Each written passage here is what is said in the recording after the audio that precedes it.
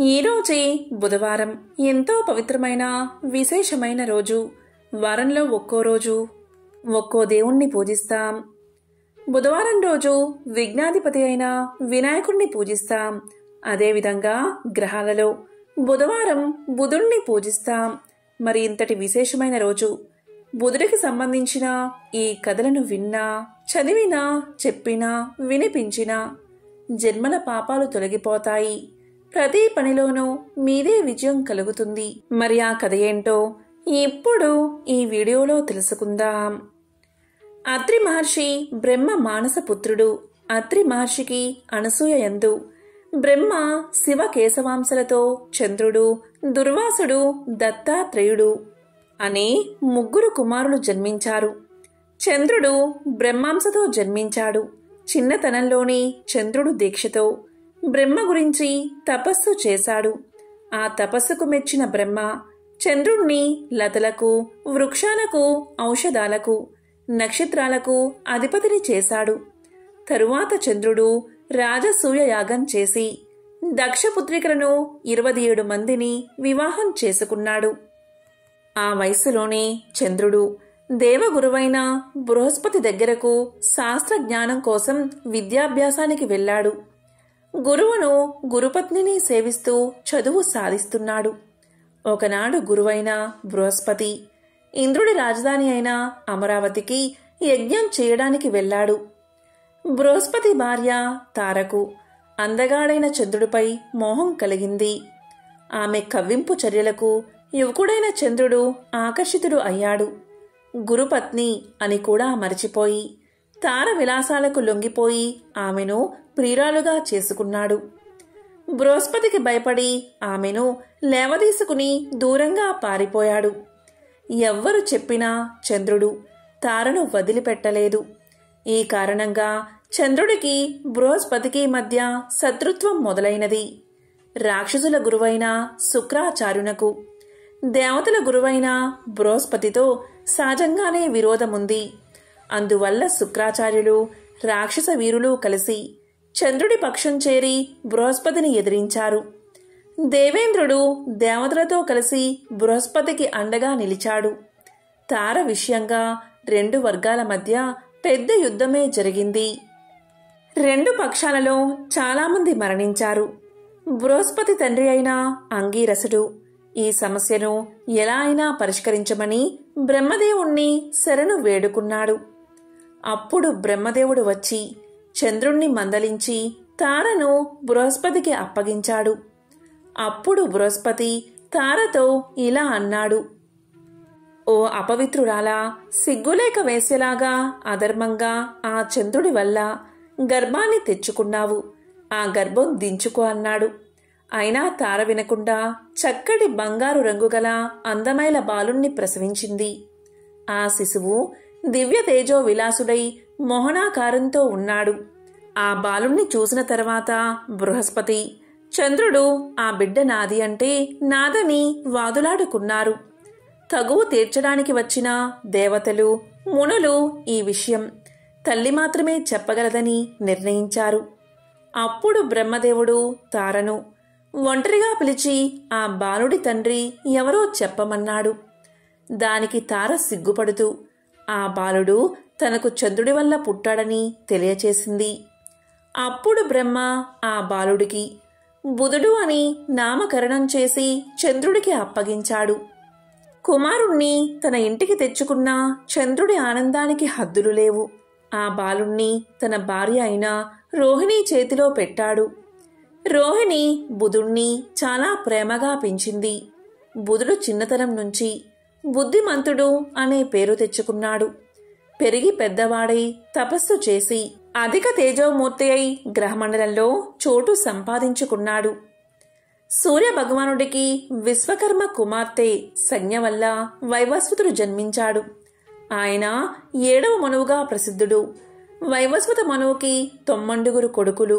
వారు వివిధ భూమండలాలకు పరిపాలకులుగా నియమితులయ్యారు.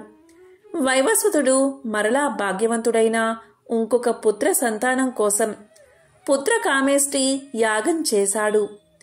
యాగం చేసేటప్పుడు మనువు భార్య రోతను ఆశ్రయించి కూతురు పుట్టేటట్లు చేయమని కోరి వ్రతాన్ని ఆచరించింది. హోత యజ్ఞకుండాన్ని సమీపించి కూతురు కలుగుగాక అని చెప్పి హవిస్సును సమర్పించాడు. హోత చేసిన ఈ చర్య వల్ల పుత్రునకు బదులుగా ఒక పుత్రిక జన్మించింది. ఆమె ఇలా: కొడుకు కావాలని యజ్ఞం చేస్తే కూతురు ఎందుకు పుట్టిందో తెలుసుకోవాలని మనువు వశిష్ఠుడి వద్దకు వెళ్లి అడిగాడు. వశిష్ఠుడు దివ్య దృష్టితో జరిగింది తెలుసుకున్నాడు. అప్పుడు వశిష్ఠుడు ఇలా చెప్పాడు: రాజా, హోత చేసిన తప్పు వల్ల ఇలా జరిగింది.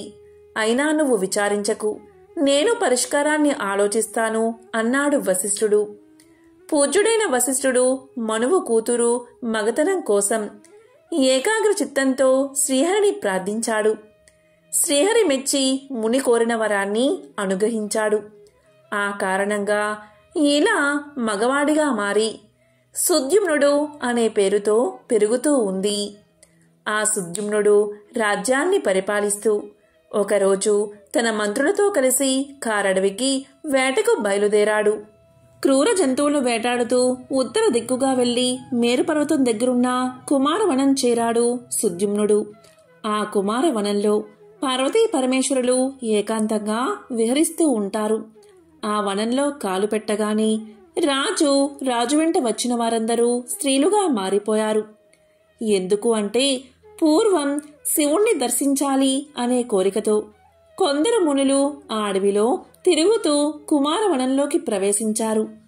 ఆ సమయంలో శివుని ఒడిలో ఉన్న పార్వతీదేవి మునుల్ని చూసి సిగ్గుతో లేచి కూర్చుంది. దూరం నుంచి గమనించిన మునులు శివదర్శనానికి సరైన సమయం కాదని తలచి బదరికా వనానికి వెళ్లిపోయారు. తరువాత భగవంతుడైన పరమేశ్వరుడు తన ప్రియసఖి వేడుక కోసం ఈ కుమారవనంలోకి ఎవరు ప్రవేశించినా స్త్రీలుగా మారిపోవుగాక అని పలికాడు. ఆ కారణంగాని సుద్యుమ్నుడు తిరిగి స్త్రీగా మారిపోయాడు. ఈ విధంగా రాజకాంత అయిన సుద్యుమ్నుడు తాను స్త్రీ విలాసాలు కనపరుస్తూ తన చెలికత్తెలతో కలిసి దైవవశాత్తు చంద్రుడి కొడుకైన బుధుడి ఆశ్రమాన్ని చేరి అక్కడ విహరించసాగింది. రాజకుమార్తె చంద్రుడి కొడుకును చూసింది. బుధుడు కూడా ఆమెను చూశాడు. ఆమె తన అందంతో శృంగార చేష్టలతో బుధుణ్ణి ఆకర్షించి వలచి వలపించి పరిణయం చేసుకుంది. ఆ బుధ ఇలా దంపతులకు పురూరవుడు జన్మించాడు. పురూరవుడు అందచందాలలో మన్మధుడికి జయంతుడికి సాటైనవాడు. ధైర్యవంతుడు, దానశీలి, సప్తద్వీపాలను తన అధీనంలో ఉంచుకుని ఆదర్శప్రాయంగా పరిపాలిస్తున్నాడు. ఊర్వశి ఒక అప్సర కన్య, ఇంద్రసభలో నర్తకి. ఒకసారి నారదుడి ద్వారా పురూరవుని సౌందర్యం గురించి ఊర్వశి విన్నది. కొన్నాళ్ల తర్వాత ఊర్వశి శాపవశాత్తు భూలోకానికి రావాల్సి వచ్చింది. పురూరవుడు ఉద్యానవనంలో విహరిస్తూ ఒకచోట సేద తీర్చుకుంటున్నాడు. ఆ సమయంలో ఊర్వశి చెలికత్తెలతో అక్కడికి వచ్చి పురూరవుణ్ణి చూసింది. అతని అందానికి ముగ్ధురాలై తన్ని తాను మైమరిచి అలా చూస్తూ ఉండిపోయింది. అప్పుడు ఆమెను చూసిన పురూరవుడు ఆశ్చర్యంతో, సుందరి, ఎవరు నీవు? దేవకన్యలాగా ఉన్నావు. ఇక్కడికి ఎలా వచ్చావు అని అడిగాడు. దానికి ఆమె, రాజా, నా పేరు ఊర్వశి. నేను ఒక దేవకాంతను. ఒక అనివార్య కారణం వల్ల కొన్నాళ్లు ఈ భూలోకంలో ఉండాల్సి ఉంది. నారదుని ద్వారా నీ అందచందాలు, పరాక్రమం గురించి విన్నాను అని సమాధానం చెప్పింది. పురూరవుడు కూడా అప్సరకాంత అందానికి, ఆమె వయ్యారపు సొగసుకు దాసుడు అయిపోయాడు. తన మందిరంలో ఉండి తన్ని అనుగ్రహించమని వేడుకున్నాడు. ఊర్వశి తనకు పురూరవునిపై ఉన్న కోరిక నెరవేరబోతున్నందుకు ఎంతో ఆనందించింది. అప్పుడు ఆమె ఇలా పలికింది, రాజా, నీపై నాకు మోహం ఏర్పడింది. నీతో జీవించడం కూడా నాకు ఇష్టమే. కానీ నేను 2 గొర్రె పిల్లలను నా బిడ్డల్లాగా పెంచుకుంటున్నాను. నీవు వీటిని పోషించాలి. వాటికి ఎటువంటి ఆపద రాకుండా రక్షించాలి. నువ్వు దిశ మొలతో నాకు ఎప్పుడూ కనబడకూడదు. నా ఆహారం నెయ్యి, దానికి ఎప్పుడూ కొరత రాకూడదు. వీటిలో ఏది జరగకపోయినా అదే క్షణం నిన్ను విడిచి వెళ్ళిపోతాను అంది ఊర్వశి. రాజు ఆ నియమాలకు అంగీకరించి ఆమెను తన రాజభవనానికి తీసుకెళ్లాడు. ఊర్వశి పురూరవులిద్దరూ ఒక్కటై విహరిస్తూ ఆనందంగా జీవితాన్ని గడుపుతున్నారు. కొన్నాళ్ల తర్వాత ఇంద్రసభలో ఊర్వశి లేకపోవడం గ్రహించిన ఇంద్రుడు ఆమె ఎక్కడుందో వెతికి పట్టుకురమ్మని కొందరు గంధర్వులను నియమించాడు. వారు నడిరాత్రి భూలోకం వచ్చి ఊర్వశి పెంచుకుంటున్న గొర్రెలను పట్టుకున్నారు. అవి భయంతో గట్టిగా అరవడం మొదలుపెట్టాయి. ఆ అరుపులకు నిద్రలేచిన ఊర్వశి తన గొర్రెను రక్షించడం కోసం పురూరవుణ్ణి నిద్ర లేపడానికి ప్రయత్నించింది. కాని అలసి ఒళ్ళు మరచి మత్తు నిద్రలో ఉన్న పురూరవుడు వెంటనే లేవలేదు. దాంతో ఊర్వశి ఇలా పలికింది, రాజా, నేను ఎంతో ప్రేమగా పెంచుకుంటున్నా నా గొర్రె పిల్లలను దొంగలు ఎత్తుకుపోతుంటే లేవకుండా మొద్దు నిద్రపోతున్నావు. కళ్ళు మూసుకుని నిద్రపోతో నా కౌగిలి వదలడం లేదు. నీతో స్నేహం చేసి నేను అనాథను అయ్యాను అంటూ నోటికి వచ్చినట్లు తిట్టసాగింది. ఊర్వశి పౌరుషమైన మాటలకు హఠాత్తుగా లేచిన పురూరవుడు తన బట్టలు ఊడిన సంగతి కూడా గ్రహించక కత్తిపట్టి గంధర్వులను ఓడించి గొర్రెలను తీసుకువచ్చాడు. అప్పుడు ఊర్వశి దిశమలతో ఉన్న పురూరవుణ్ణి చూసి ఇలా పలికింది, రాజా, నువ్వు నా నిబంధనలు పాటించకుండా దిశమలతో కనబడ్డావు. తక్షణం నిన్ను వదిలి వెళ్తున్నాను అని చెప్పి స్వర్గానికి తిరిగి వెళ్లిపోయింది. ఊర్వశి కనిపించకపోవడంతో పురూరవుడు రాజ్యపాలన వదిలిపెట్టి పిచ్చివాడిలాగా తిరగడం మొదలుపెట్టాడు. తిరుగుతూ చివరకు కురుక్షేత్రాన్ని చేరుకున్నాడు. అక్కడ చెలికత్తెలతో కలిసి సరస్వతీ నదీ తీరంలో చెలికత్తెలతో కలిసి ఉన్న ఊర్వశిని చూశాడు. వెంటనే ఆమెను గట్టిగా కౌగలించుకుని నన్ను మరచి ఎక్కడికి వెళ్లిపోయావు అంటూ విలపించసాగాడు. అతని దుస్థితి చూసి జాలిపడిన ఊర్వశి ఆ రాత్రి పురూరవుడితో గడిపింది.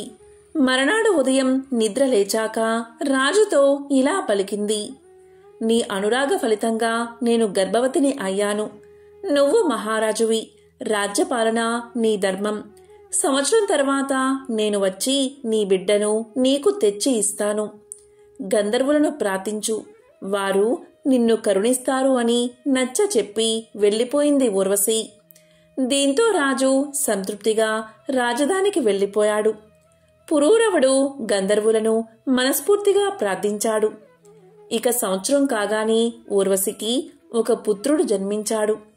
గంధర్వులు పురూరవుని వద్దకు వచ్చి తనను ఊర్వశిని విడదీసినందుకు క్షమించమని కోరారు. ప్రతిఫలంగా వారు ఒక అగ్ని కుండకును ఇచ్చి యజ్ఞం చెయ్యమన్నారు.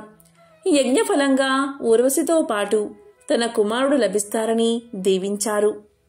పురూరవుడు ఆ విధంగానే చేశాడు. వేదోక్తంగా యజ్ఞం నిర్వర్తించాడు. దాని ఫలితంగా ఊర్వశిని తన కుమారుణ్ణి పొందాడు. ఊర్వశితో అన్ని లోకాల్లో విహరిస్తూ ప్రజారంజకంగా రాజ్యపాలన సాగించాడు. ఊర్వశి ద్వారా ఇంకొక 5 కుమారులను పొందాడు. పురూరవుని కుమారులు ఆయువు, ధీమంతుడు, అమానసుడు, విశ్వావసుడు, శతాయువు, చిరాయు ద్వారా చంద్రవంశం వృద్ధి చెందింది. ఇదే బుధుడి పుట్టుక. అలాగే బుధుడి వంశానికి అంటే చంద్రవంశానికి సంబంధించిన విశేషమైన కథ. కలియుగం ఎలా ఉంటుందో తెలిపే ఈ పవిత్ర కథను వింటే చాలు, జన్మల పాపాలు తొలగి కోటి జన్మల పుణ్యం వస్తుంది. పట్టిందల్లా బంగారమే అవుతుంది. పాండవులు రాజ్యాన్ని పరిపాలిస్తున్న సమయం. రాబోయే కలియుగం ఎలా ఉండబోతుందో, ఆ కలియుగంలో మానవులు ఎలా ప్రవర్తిస్తారో అనే విషయం తెలుసుకోవాలని కోరిక పాండవులకు కలిగింది. అప్పుడు పాండవులంతా కలిసి శ్రీకృష్ణుడి దగ్గరకు వెళ్లి వారి మనసులో ఉన్న కోరికను తెలియచేశారు. అప్పుడు శ్రీకృష్ణుడు పాండవులతో ఇలా అన్నాడు, నేను 5 బాణాలను అడవిలోకి వేస్తున్నాను. మీరందరూ అడవిలో ఒక్కొక్కరు ఒక్కో వైపు వెళ్లి 5 బాణాలు వెతికి తీసుకురండి. మీకు బాణం దగ్గర ఏదైనా కనబడితే వచ్చిన తర్వాత నాతో చెప్పండి. అప్పుడు నేను మీరు అడిగిన దానికి సమాధానం చెప్తాను అన్నాడు. అప్పుడు పాండవులంతా కూడా శ్రీకృష్ణుడికి నమస్కారం చేసి బాణాలు వెతుకుతూ అడవిలోకి బయలుదేరారు. ఆ 5గురు ఒక్కొక్కరు ఒక్కో దిశగా వెళ్లారు. మొదటగా ధర్మరాజుకు బాణం దొరుకుతుంది. ఆ బాణం దగ్గర ఒక ఆశ్చర్యకరమైన సంఘటన అతను చూస్తాడు. అతనికి ఒక ఏనుగు కనబడుతుంది. దానికి విచిత్రంగా 2 తొండాలు ఉంటాయి. దాన్ని చూసిన ధర్మరాజు ఎంతో ఆశ్చర్యపోతాడు. బాణం తీసుకుని తిరిగి కృష్ణుడి దగ్గరకు బయలుదేరతాడు. అర్జునుడికి కూడా బాణం దొరికింది. కాని ఇంతలోనే ఒక మధురగానం వినిపించి అటు తిరిగాడు అర్జునుడు. అప్పుడు అతనికి కూడా ఒక ఆశ్చర్యకరమైన మధుర సంఘటన కనిపించింది. ఒక కోయిల మధురంగా పాడుతూ ఉంది. దాని రెక్కలపై వేదం అని రాసి ఉంది. ఆ కోయిల బతికి ఉన్న ఒక కుందేలును పొడుచుకుని తింటుంది. అది చూసి అర్జునుడు నివ్వెరపోయాడు. బాణం తీసుకుని తిరిగి కృష్ణుడి దగ్గరకు బయలుదేరాడు. ఇక భీముడికి కూడా బాణం దొరికిన చోట ఒక ఆశ్చర్యకరమైన సంఘటన కనబడింది. అది ఏంటి అంటే నిండుగా నీళ్లు ఉన్న 7 బావులు కనిపించాయి. ఆ బావుల మధ్య ఒక ఎండిపోయిన బావి కూడా కనిపించింది. నిండుగా నీళ్లు ఉన్న 7 బావుల మధ్యలో ఉన్న ఆ బావిలో నీళ్ళెందుకు లేవు, ఎందుకు పడలేదు అని ఆశ్చర్యపోయాడు భీముడు. వెంటనే బాణం తీసుకుని తిరిగి శ్రీకృష్ణుడి దగ్గరకు బయలుదేరాడు. మరోవైపున నకులుడికి కూడా బాణం దొరికిన చోట ఒక వింత సంఘటన కనబడింది. అది ఏంటి అంటే ఒక ఆవు అప్పుడే పుట్టిన తన లేగదూడను గాయాలు అయ్యేలాగా విపరీతంగా నాకుతుంది. చుట్టూ ఉన్న జనం అతి కష్టం మీద ఆవు దూడలను విడదీశారు. అది చూసి నకులుడికి ఆశ్చర్యం వేసింది. నకులుడు కూడా బాణాన్ని తీసుకుని శ్రీకృష్ణుడి దగ్గరకు బయలుదేరాడు. ఇక సహదేవునికి బాణం దొరికిన చోట ఒక సంఘటన కనిపించింది. అదేంటి అంటే ఒక పర్వతం పైనుంచి ఒక పెద్ద బండరాయి దొర్లుతూ వస్తూ దారిలో ఉన్న చెట్లు అన్నిటినీ పడేస్తుంది. పెద్ద పెద్ద వృక్షాలు కూడా దాన్ని వేగాన్ని ఆపలేకపోయాయి. కాని ఆ రాయి దొర్లుతూ వచ్చి ఒక చిన్న మొక్క దగ్గర ఆగిపోయింది. అది చూసిన సహదేవుడికి ఏమీ అర్థం కాలేదు. బాణాన్ని తీసుకుని కృష్ణుడి దగ్గరకు బయలుదేరాడు. తరువాత పాండవులందరూ ఒక దగ్గర చేరి తాము చూసిన విషయాలను శ్రీకృష్ణుడికి చెప్తామని అతని దగ్గరకు బయలుదేరారు. పాండవులందరూ కలిసి శ్రీకృష్ణుడి దగ్గరకు చేరి అతనికి నమస్కారం చేశారు.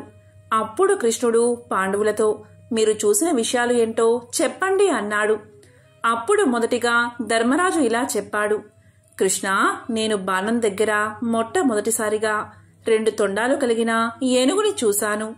దాన్ని చూసిన వెంటనే నాకు చాలా ఆశ్చర్యం కలిగింది. ఎందుకు ఏనుగుకు 2 తొండాలు ఉన్నాయి అని అడిగాడు. ఇలాంటి వింతను నేను ఎప్పుడూ చూడలేదు కృష్ణ, దాని గురించి వివరించి చెప్పు అని అడిగాడు. దానికి కృష్ణుడు ధర్మరాజుతో ఇలా చెప్పాడు. ఓ ధర్మరాజా, నీకు కనిపించిన ఈ దృశ్యానికి కలియుగానికి సంబంధముంది. కలియుగంలో మానవులు 2 ముఖాలు ఉన్నట్లుగా ప్రవర్తిస్తారు.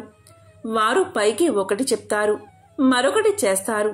వారు బయటకు ఒక విధంగా చెప్పి లోపల మనసులో మాత్రం వేరే విధంగా ఆలోచిస్తారు. కలియుగంలో వీరి రాజ్యమే నడుస్తుంది. మనిషి ఒక్కడే అయినా ఆలోచన మాత్రం 2 రకాలుగా చేస్తాడు. వీరితో చాలా జాగ్రత్తగా ఉండాలని చెబుతాడు. తరువాత అర్జునుడు ఇలా అడుగుతాడు. శ్రీకృష్ణ, నేను చూసింది ఇంకా ఆశ్చర్యంగా ఉంది. నేను బాణం తీసుకునే ప్రదేశంలో ఒక కోకిల రెక్క మీద వేదం అని రాసి ఉంది. ఆ కోయిల మధురమైన గానం చేస్తూ జీవించి ఉన్న కుందేలను పొడుచుకుని తింటూ కనిపించింది. సాక్షాత్తు సరస్వతీదేవినే మరిపించే ఆ కోయిల ఇంత వికృతి చేష్టలు ఎలా చేయగలుగుతుంది అంటూ తనకు కలిగిన సందేహాన్ని కృష్ణుడి దగ్గర వ్యక్తం చేశాడు అర్జునుడు. అప్పుడు కృష్ణుడు ఈ విధంగా సమాధానం చెప్పాడు. అర్జున, కలియుగంలో సరస్వతీదేవిని మెప్పించి విద్యావంతులు అయిన విద్వాంసులు, తెలివైన వారు తమ జ్ఞానాన్ని సక్రమంగా వినియోగం చేయకుండా అమాయకపు ప్రజలను, చదువురాని పేదవారిని మాయమాటలు చెబుతూ దోచుకుంటారు అని ఆ పక్షిలాగా వాళ్లను పీక్కు తింటారు. కోయిల్లాగా తీయని మాటలు చెబుతూ వారిని వేధిస్తారు అని శ్రీకృష్ణుడు సమాధానం చెప్పాడు. ఆ తరువాత భీముడు ఇలా పలికాడు. కృష్ణ, నేను వెళ్ళిన చోట 7 బావులు కనిపించాయి.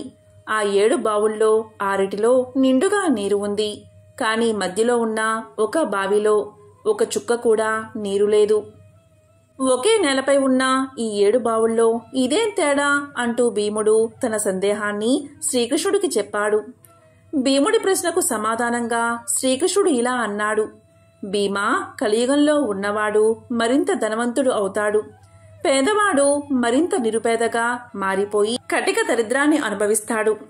ధనవంతుల మధ్యలో ఉన్నా కూడా పేదవాడు ఎన్నడూ ఎప్పుడూ పేదవాడిగానే ఉంటాడు. దానికి సంకేతమే ఈ బావులు అని శ్రీకృష్ణుడు సమాధానం చెప్పాడు. ఆ తరువాత నకులుడు కృష్ణుణ్ణి ఇలా అడుగుతాడు. కృష్ణ, నాకు బాణం దొరికిన చోట ఒక ఆవు దూడపై అతి ప్రేమ చూపిస్తూ నాలుకతో నాకుతుంది. ఆ ఆవు యొక్క ప్రేమ ఎలా ఉంది అంటే, ఆ ఆవు తన దూడను నాకడం వల్ల ఆ దూడకు గాయాలు అయ్యి రక్తం కారుతుంది. ఏంటి ఈ విపరీతమైన ప్రేమ అని అడగ్గా కృష్ణుడు ఇలా చెప్పాడు. కలియుగంలోని తల్లిదండ్రులకు పిల్లల మీద అధిక ప్రేమ ఎక్కువ. ఆ పిల్లలు ఆ అధిక ప్రేమ వల్ల సోమరులుగా తయారవుతారు.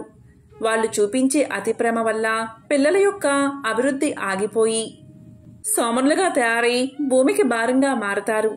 జీవితంలో బాధ్యతల గురించి తెలుసుకోకముందే వారికి చిన్న వయసులోనే పెళ్లి చేస్తారు.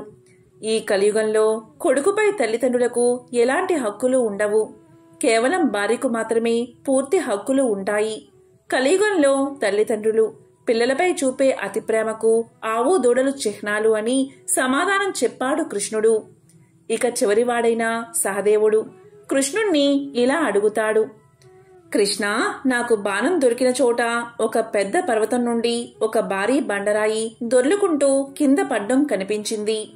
ఆ బండరాయి బరువుకు వేగానికి అడ్డు వచ్చిన పెద్ద పెద్ద వృక్షాలు సైతం నేలమట్టం అయిపోయాయి. కాని ఒక చిన్న మొక్క దగ్గరకు రాగానే ఆ బండరాయి తనంతట తానే ఆగిపోయింది. అది చూసిన నేను ఆశ్చర్యానికి లోనయ్యాను. పెద్ద పెద్ద వృక్షాలకు ఆపడం సాధ్యం కాని పని ఒక చిన్న మొక్క ఎలా చేసింది అని అడుగుతాడు. దానికి కృష్ణుడు ఇలా సమాధానం చెప్తాడు. సహదేవా, కలియుగంలో మానవులు విచక్షణ కోల్పోతారు. తమ పతనానికి తామే కారణం అవుతారు. మహావృక్షాలు అంటే అతని అధికార బలం, ధనబలం ఇవేవి అతని పతనాన్ని ఆపలేవు. కాని చిన్న మొక్క వంటి భగవంతుడి నామస్మరణ మానవుడు వినాశనం కాకుండా ఎల్లప్పుడూ కాపాడుతుంది. దీనికి సంకేతమే నువ్వు చూసిన దృశ్యం అని వివరిస్తాడు. కలియుగంలో ఎవరైతే అధర్మాన్ని పాటిస్తారో వారు జాలి దయ లేకుండా అమాయకులను పీడించుకుంటూ తింటూ వాళ్ళు మాత్రమే సుఖంగా ఉంటారు. భగవంతుడిని నమ్మేవారి సంఖ్య గణనీయంగా తగ్గిపోతుంది. నాస్తికులు పుట్టగొడుగుల్లాగా పెరిగిపోతూ ఉంటారు. మనిషి ఆయుర్దాయం అనేది 60 సంవత్సరాలకు పడిపోతుంది. 8 సంవత్సరాల వయసులోనే ఆడవారు పిల్లలకు జన్మనిస్తారు అంటూ కలియుగంలో జరగబోయే సత్యాలను పాండవులకు వివరిస్తాడు శ్రీకృష్ణుడు. మహాభారతంలో శ్రీకృష్ణుడు చెప్పిన ఈ విషయాలు కలియుగంలో మనం చూస్తూనే ఉన్నాం. అందుకే మహాభారతాన్ని పంచమ వేదంగా చెప్తారు. మహాభారతంలో ఎన్నో జీవిత సత్యాలను తెలియచేసే విషయాలు కూడా ఉన్నాయి. పూర్వం మహాభారత అరణ్య పర్వంలో పాండవులు అరణ్యవాసుల్లో ఉన్నప్పుడు ఒక బ్రాహ్మణుడు పాండవుల వద్దకు వచ్చి ఇలా పలికాడు.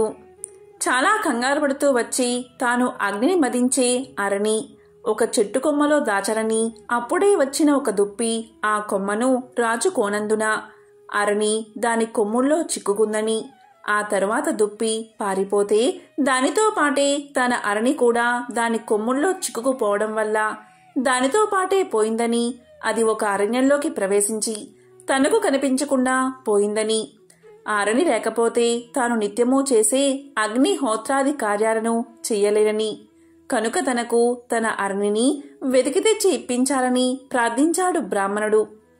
ఇక ధర్మరాజు తన తమ్ములతో కలిసి వాడి బాణాలు సంధిస్తూ బ్రాహ్మణుడు చెప్పిన దిక్కువైపు దుప్పిని వెతకడానికి బయలుదేరాడు. ఎన్ని బాణాలు వారు వేసినా ఒక్కటి దానికి తగిలిన జాడ కనిపించలేదు. అది అదృశ్యమైందని వారు భావించారు. తమ ప్రయత్నం విఫలమైందని బాధపడుతూ అలసట చెందడం వల్ల ఒక మర్రి చెట్టు నీడలో విశ్రమించారు. అప్పుడు నకులుడు ధర్మరాజుతో ఇలా పలికాడు. ఆర్యా, మీరు ఇంత ధర్మ తత్పరత కలవారు కదా, మన కష్టాలకు కారణం ఏమిటి అని ప్రశ్నించాడు. దానికి ధర్మరాజు నవ్వి, మన పూర్వజన్మ కర్మలే మన సుఖదుఖాలకు కారణమని పెద్దలు చెప్పారు అన్నాడు. అప్పుడు భీముడు కల్పించుకుని, ఆ రోజు పాంచాలిని నిండు కొలువులోకి ఈడ్చుకుని వచ్చినప్పుడే కౌరవులందరినీ నేను చంపేసి ఉండాల్సింది. అలా చేయకపోవడం వల్లే మనకి కష్టాలు అన్నాడు. అర్జునుడు భీముడి కోపానికి వత్తాసు పలుకుతూ అహంకారం ఆవహించి సూత కుమారుడైన కర్ణుడు ఆ రోజు పలికిన కారు కూతల్ని విని పెరిగి పందిలాగా నేను ఊరుకోబట్టే ఈ బాధలు కష్టాలు అన్నాడు. ఇక సహదేవుడు ఇలా అన్నాడు. దుష్ట ద్యూతాన్ని మనతో ఆడించిన మాయావి శకుని నేను ఆ రోజే చంపి ఉండకపోవడమే మన కష్టాలకు కారణమన్నాడు. అన్నీ విన్న అజాత శత్రువు పాండవాగ్రేసరుడు ధర్మరాజు నకునితో అన్నదమ్ములైన మనం అందరం బాగా దాహంతో బాధపడుతున్నాం. దగ్గరలో ఎక్కడైనా నీరు ఉందేమో చూసి నువ్వు తాగి మాకు కూడా తీసుకురా అని ఆదేశించాడు. దీంతో నకులుడు అన్నగారి మాటకు బద్ధుడై వటవృక్షమెక్కి నీళ్లు ఎక్కడైనా దొరుకుతాయేమో అని పరిశీలించాడు. కొంత దూరంలో ఒక జలాశయం ఉందని తెలుసుకుని అన్నగారికి చెప్పాడు. అప్పుడు ధర్మరాజు నకులుణ్ణి అక్కడికి వెళ్లి దాహం తీర్చుకుని తమందరికీ వెంటనే మంచినీరు తేవలసిందిగా ఆజ్ఞాపించాడు. దీంతో నకులుడు జలాశయం చేరుకున్నాడు. అందులో దిగి నీళ్లు తాగాలని ప్రయత్నం చేశాడు. ఇంతలో ఒక గొంతు వినిపించింది. ఆ తడాకం తనదని, తాను అడిగే ప్రశ్నలకు సరైన జవాబులు చెబితేనే నీరు తాగనిస్తాను అంది ఆ గొంతు. నకులుడు ఆ మాటలు వినకుండా లోపలికి దిగి కొంచెం నీరు తాగాడు. వెంటనే స్పృహ కోల్పోయి నేలపై కూలబడ్డాడు. ఎంతసేపటికి నకులుడు రాకపోయేసరికి ధర్మరాజు సహదేవుణ్ణి పంపాడు. అతను వెళ్లి నకులుడి స్థితి గమనించి నీళ్లలోకి దిగాడు. అప్పుడు మళ్ళీ ఒక అశరీర భూతం గొంతు, ఈ తటాకం నాది, నేనడిగిన ప్రశ్నలకు సరైన జవాబు చెబితేనే నీళ్లు తాగనిస్తాను అని వినిపించింది. కాని అహంకారం ఆవేశం ఉన్న సహదేవుడు ఆ మాటలు లక్ష్యపెట్టక లోపలికి దిగి దాహం తాగి మూర్ఛపోయాడు. ఆ తరువాత అర్జున భీములు కూడా వచ్చి అలాగే మూర్ఛపోయారు. చివరికి ధర్మరాజే బయలుదేరి వచ్చాడు. ఆ కొలను దగ్గర మూర్ఛపడి ఉన్న సోదరుల్ని చూశాడు. ఇతరులు ఎవ్వరూ వచ్చిన జాడలేదని గ్రహించాడు. ఇది దుర్యోధన మాయ ఏమోని అనుకున్నాడు. సోదరుల ముఖాల్లో చైతన్యం తగ్గలేదు, చేతులు కాళ్లల్లో శోభ తగ్గలేదు అని గమనించాడు. ఇంకా వెంటాడుతుందని విచారించాడు. తాను వీళ్లను వదిలి వెళ్లితే తల్లి కుంతీదేవికి ఏమని సమాధానం చెప్పుకోవాలా అని సందేహించాడు. దాహం విపరీతంగా ఉంది. దాంతో కొలంలోకి దిగాడు ధర్మరాజు. అప్పుడు అశరీర భూతం ఇదివరకలాగే హెచ్చరించి తన ప్రశ్నకు సరైన సమాధానాలు చెబితేనే ఉదక ప్రాప్తం అంది. అది తన కొలను అని, తాను ఒక కొంగ అని చెప్పాడు. ఇక ధర్మరాజు వినయంతో, మీరెవరో మహాపరాక్రమవంతులై ఉండాలి, లేకపోతే కుల పర్వతాలని ఢీకొన్నే నా సోదరులు ఇలా మూర్ఛపోరు. మీరెవరో, మీ కోరిక ఏమిటో నాకు సరిగ్గా చెప్పండి అన్నాడు. దానికి ఆ అదృశ్య గొంతు, ధర్మరాజా, నేను ఒక యక్షుడిని, నా వల్లే నీ సోదరులకు ఈ గతి పట్టింది అని చెప్పిన వెంటనే అక్కడ ప్రత్యక్షమయ్యాడు. అతను ఆజానుబాహుడు. అతని గర్జనకు అడవిలోని ప్రాణాలు వణికిపోయాయి. పరమ భయంకరంగా ఉన్నాడు. కాని ప్రశాంత గంభీర స్వరంతో ఇలా అన్నాడు. యుధిష్ఠిరా, నా అనుమతి లేకుండా నీ తమ్ముళ్ళు నీరు తాగి ఇలా అయిపోయారు. నువ్వు వివేకవంతుడివి కనుక దుస్సాహసం చెయ్యలేదు. నా అనుమతి కోసం ఎదురు చూస్తున్నావు. నా ప్రశ్నలకు తగిన సమాధానాలు చెప్పి అప్పుడు నీళ్లు తాగు అన్నాడు యక్షుడు.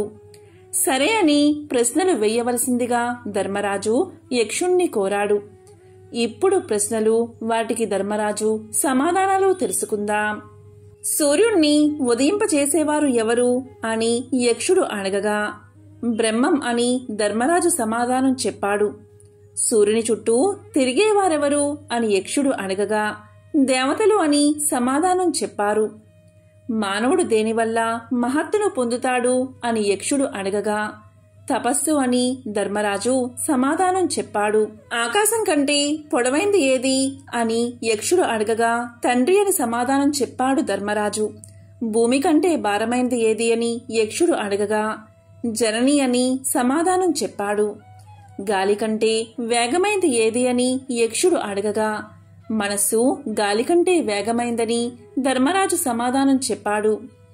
మానవుడికి సజ్జనత్వం ఎలా వస్తుంది అని యక్షుడు అడగగా, ధర్మరాజు ఇలా సమాధానం చెప్పాడు.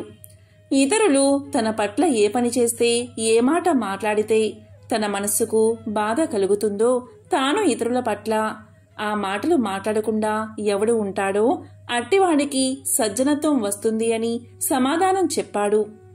నిద్రలో కూడా కన్ను మూయంది ఏది అని యక్షుడు అడగగా, చేప అని ధర్మరాజు సమాధానం చెప్పాడు.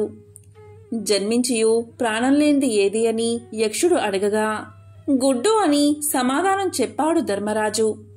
రూపమున్న హృదయం లేనిది ఏది అని యక్షుడు అడగగా, రాయి అని సమాధానం చెప్పాడు ధర్మరాజు. ఎల్లప్పుడూ వేగం గలదేది అని యక్షుడు అడగగా, నది అని సమాధానం చెప్పాడు. కీర్తికి ఆశ్రయం ఏది అని యక్షుడు అడగగా, దానమని ధర్మరాజు సమాధానం చెప్పాడు. లాభాల్లో గొప్పది ఏది అని యక్షుడు అడగగా, ఆరోగ్యమని సమాధానం చెప్పాడు. ఎల్లప్పుడూ తృప్తిగా పడి ఉండేది ఏది అని యక్షుడు అడగగా, యాగకర్మ అని ధర్మరాజు సమాధానం చెప్పాడు. లోకాన్ని కప్పి ఉన్నది ఏది అని యక్షుడు అడగగా, అజ్ఞానమని ధర్మరాజు సమాధానం చెప్పాడు. జ్ఞానమంటే ఏమిటి అని అడగగా, మంచి చెడుల్ని గుర్తించగలగడం జ్ఞానమని సమాధానం చెప్పాడు.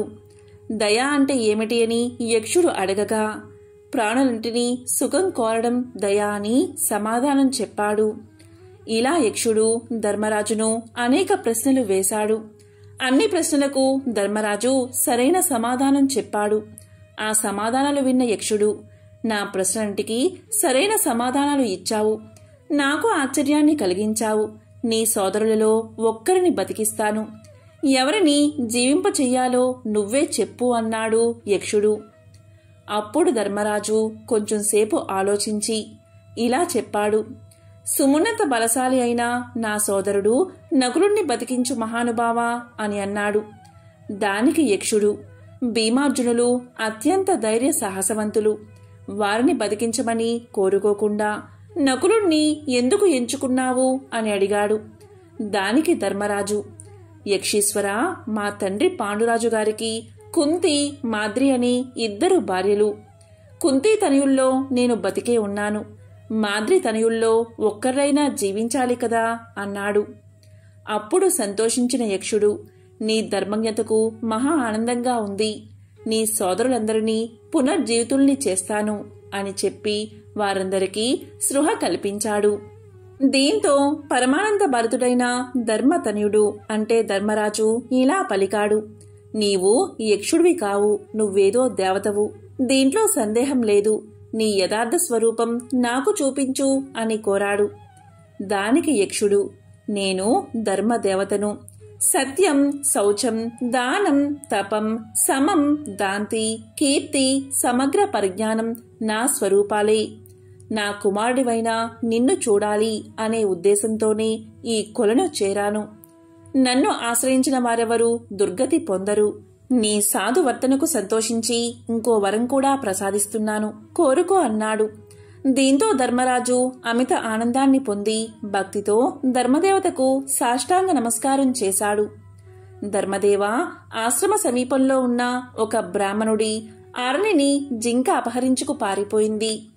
దాన్ని ఆయనకు కర్మలోపం రాకుండా మళ్లీ ప్రసాదించాలి అని ప్రార్థించాడు. దీంతో ధర్మదేవత చాలా సంతోషించి ధర్మజుని మనోగతం ఎలాంటిదో తెలుసుకోవడానికే అలా కల్పిత జింకను సృష్టించాలని చెప్పి ఆర్నిని అనుగ్రహించాడు. ధర్మదేవతా కుమారుడైన ధర్మరాజుపై అపార కృపా కటాక్షాలతో ధర్మనందన, మీ 12 ఏళ్ల అరణ్యవాసం పూర్తయింది. 13వ ఏడు అజ్ఞాతవాసం. మీరు ఏం చెయ్యాలి, అజ్ఞాతవాస సమయంలో మీరందరూ ఏ రూపంలో ఉండాలి అని అనుకుంటారో అలాంటి రూపమే మీకు ఏర్పడుతుంది.